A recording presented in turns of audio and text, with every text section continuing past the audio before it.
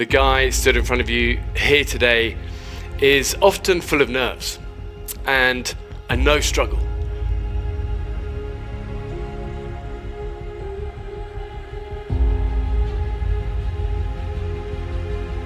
And I've experienced many moments in my life of real self-doubt. So many of these moments. And for me, when I look back on those sort of times, those close shaves, and when I look at actually what I believe has really made the difference, what I see are two clear things.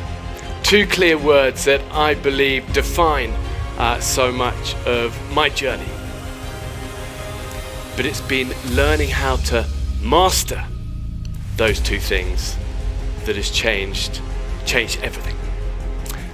And it's this that I want to speak about with you guys today.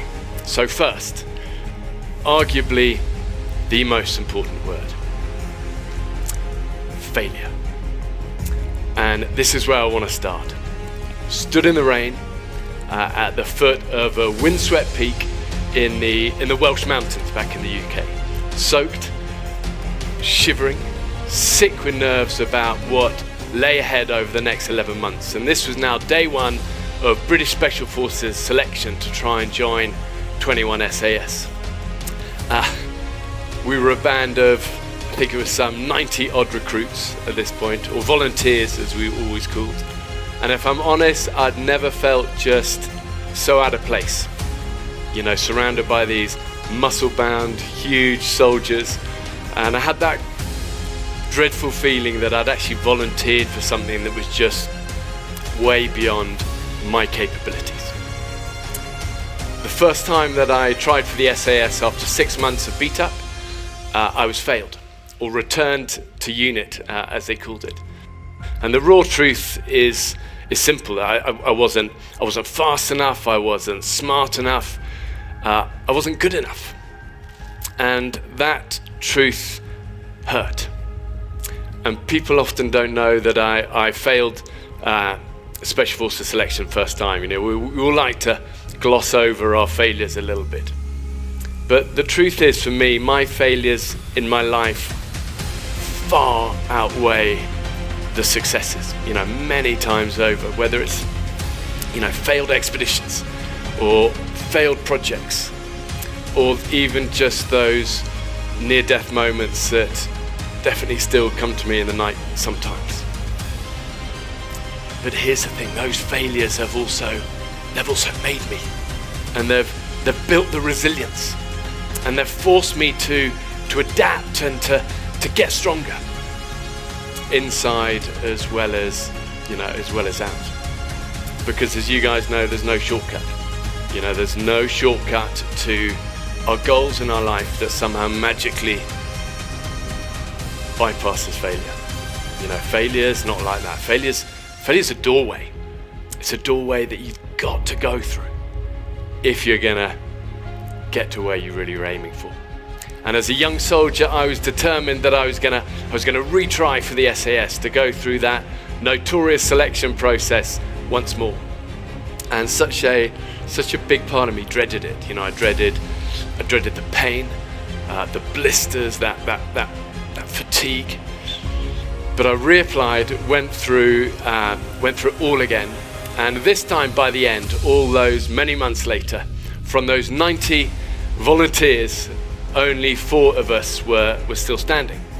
And here's the thing though, the interesting part of is that out of the 4 of us there at the end, cut down to that, 3 of those 4 had failed at our first attempt. But we got it second time round. In other words, without that first devastating failure in here, there would have been no success here. And the message for me has always been clear. You know, you got to embrace failures. Don't run from them. Look at them and know their role. You know, look at them as essential markers. As I said, those doorways that you've got to pass through. Stepping stones to the good stuff. Because one thing that failure isn't is the end. it's really the beginning. Or as Winston Churchill put it way better than I can, success is really going from one failure to the next failure with no loss of enthusiasm. So that's the first thing, understanding that role of failure in our lives. But it's only half the story. Now we've got to turn it into something meaningful, something powerful. And that's where the fire comes in.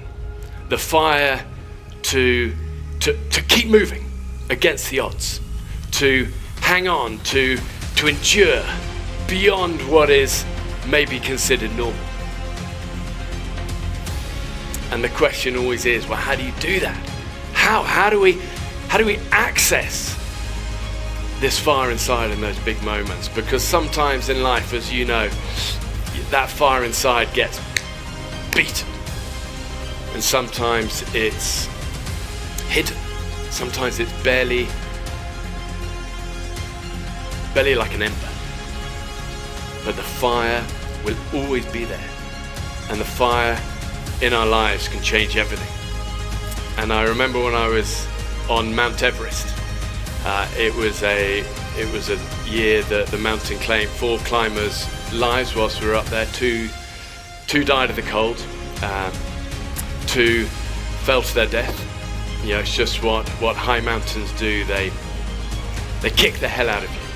You know, they ask that question, what are you made of when you're hurting? And I'll never forget the final hours on this mountain. We were at 28,000 feet. We've been climbing now for over 55 days up there. Minus 40 degrees. The dark ice face of the final 2,000 feet of the peak looms above.